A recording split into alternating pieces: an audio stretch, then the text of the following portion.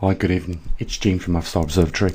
Guys, yesterday was a bit of an eye-opener, I've got to say that. Looking at the comments in the comment section on that video I did about, boycotting Amazon. I think it's brought it home to me, what we're facing is something really serious here. There is a lot of people, and I will say there is a lot of people that are switched on, understand what's going on, something needs to be done, recognised it as a great idea. But we've got also a big majority of people who are just completely not interested in helping themselves, or I believe even their neighbours or even their family. I think they're all out for themselves, some of these people. What I come up with yesterday was a solution to some degree, I suppose. What I suggested is that we boycott Amazon. Hopefully we pick up some momentum and get a mass following on this, and we drive it bankrupt. And then on that website that we would have established, announced the second name of a company that we were going to do the same to. But some people didn't like the idea. I thought it was a great idea. This is something that doesn't cost you nothing to do. You can do from the freedom of your armchair at home, nice and easy.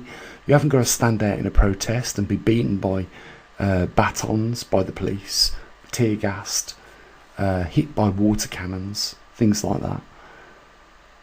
And it wasn't accepted on a real big scale. Just read the comments yourselves, guys. Some people actually took it offensive. The point is this, is that if we continue doing nothing and being complacent sheep and being directed into the corner of the field where the gate is that we've got to walk through, which inevitably will take us to the slaughterhouse, then that is going to be our fate. And I talk about that very easily, but this is exactly what happened in the 1930s, late 1930s, to a lot of people. That was led onto trains, led into a series of rooms, and then finally was told they was going to be showered, and they got gassed to death by sarin gas and CO2.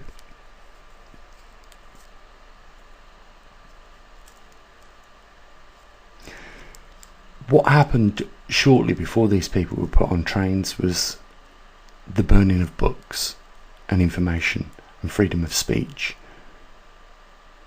and a lot of other freedoms was removed. I remember watching the other night an elderly lady who was Jewish, lived in Germany in 1939. I think it was in November. Kristallnacht happened, or the night of the broken glass, and she was saying they was sitting down having tea one evening, and the windows was smashed in on the living room where they was eating, and they ran out to see what was happening. And I think it was her brother that turned round to her and said, "It's our neighbour standing out there with a police officer who smashed our windows." You see, this thing can easily lead to this again. We've heard the British government asking people to rat on each other over the COVID-19 for groups congregated more than the allowable number, and I've got to say this, if you know the Bible, it says thou shalt not bear false witness against the neighbour. In other words, if you know your neighbour's bad, do not grass him up for what he's doing. Just leave it in the hands of God's justice. It will be sorted out, or in karma. It'll come back on him. If he's bad, he'll be bad. Don't grass him up. That's not your job. But what our British government asked us to do, and it's probably been asked about many Europeans and United States, Canada, and other countries, to do the same thing. I was watching a high-ranking general the other day, and he was really wound up. It was like, you don't understand, we're not fighting tanks and aircraft and battleships anymore.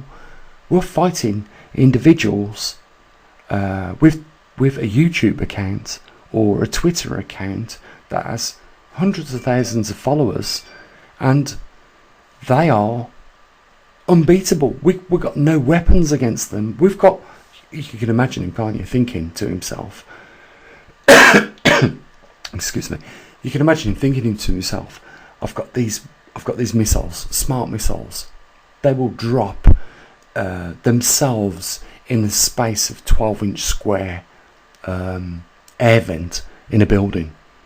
We can drop that from a Raptor, a F-16, a Tornado, you name it. We've got these smart bombs that are that accurate, we can do that.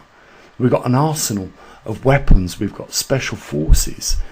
And the problem is with the people that we are at war with is they're not using any of these weapons, conventional weapons that we are used to, like you're seeing right now.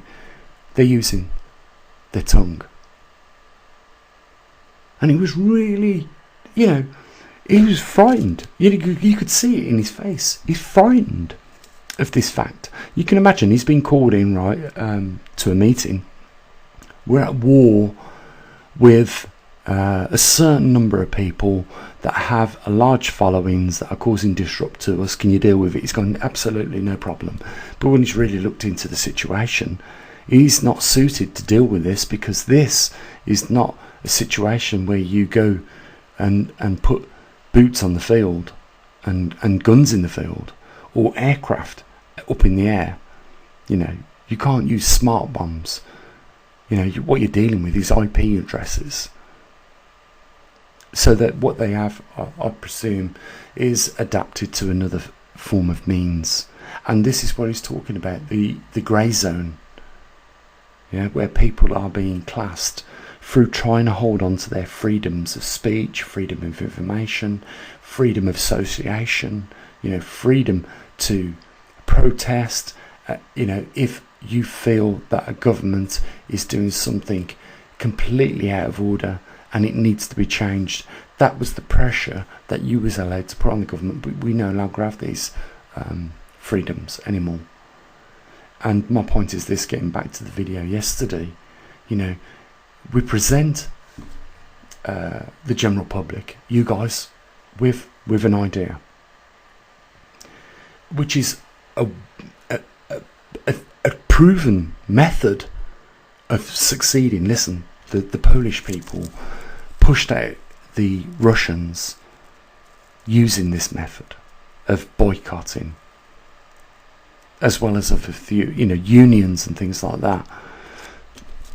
This is what we need to do now. And really my concern is that there just isn't the enthusiasm. It's like humanity has been crushed.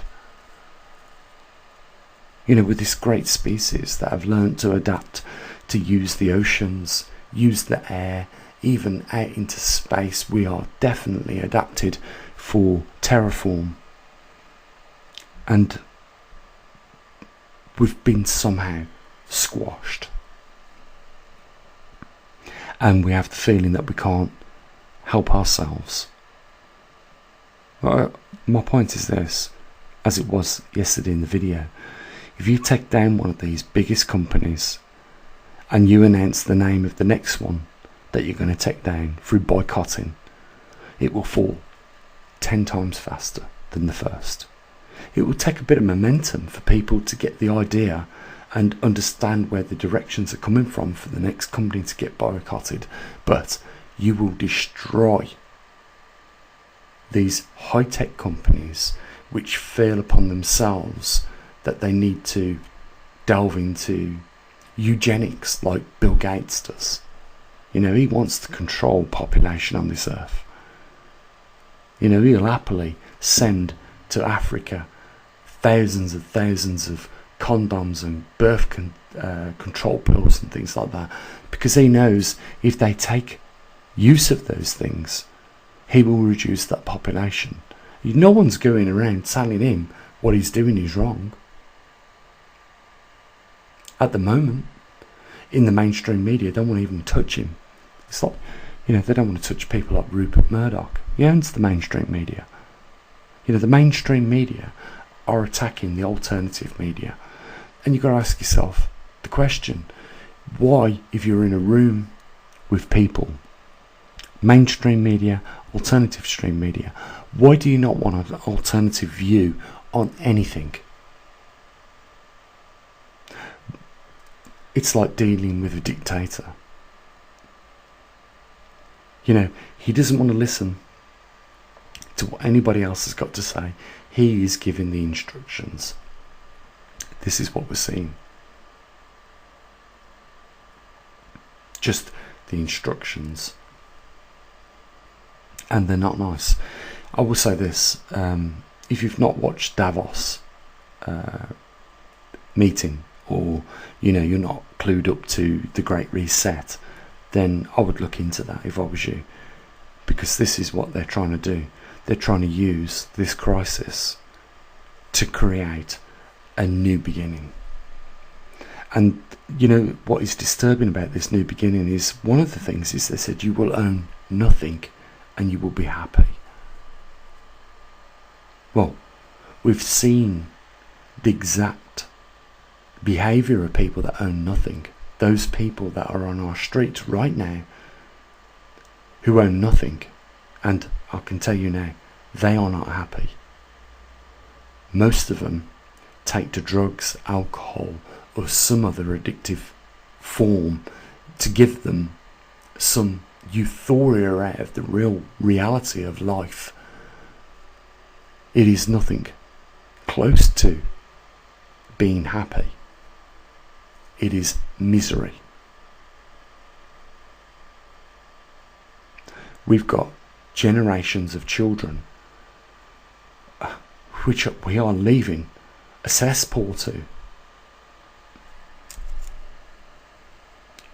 And you know, we cannot agree on a simple thing like, let's just boycott one of these big tech companies, shut them down, and send a message back that we the people have the power, and we will, you know, we will carve a path for our own future and our children's future that we see fit, and you will not impose on that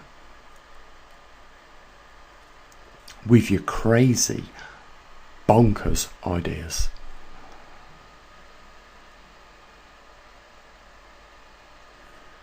Guys, we have lunatics with money, and they have a lot of power, and they need to be put in their place. Simple as that.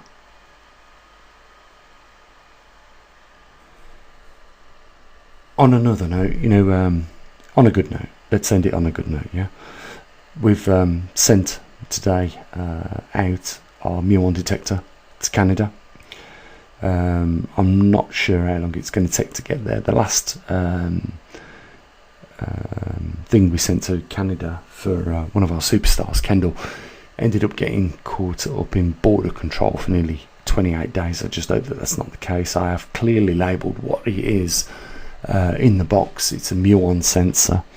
You know, it doesn't particularly have a large value, even though if we know if we was to buy it, it'd be a fortune, yeah. But you know, hopefully it should be there by the end of the month. It should be there well before that, and at that point we start to get data on one of the weakest and weakening magnetic fields on our Earth. and that's going to be really interesting. I think you'll agree with me on that. The only other thing to say, guys, is look, we need to change what's going on with the funding on this channel. You know, it has hit all times low. Yesterday, 10 of our patrons walked away. You know, I know it's hard times. It's hard times for us all, guys. But I'm guaranteeing you now is not the time to walk away from this observatory. Especially when we are moving all too close to that 40-degree mark. With that, guys, I'm going to wish you a good evening. Look after your loved ones, and I will say what I usually do. Take care. As always, bye for now.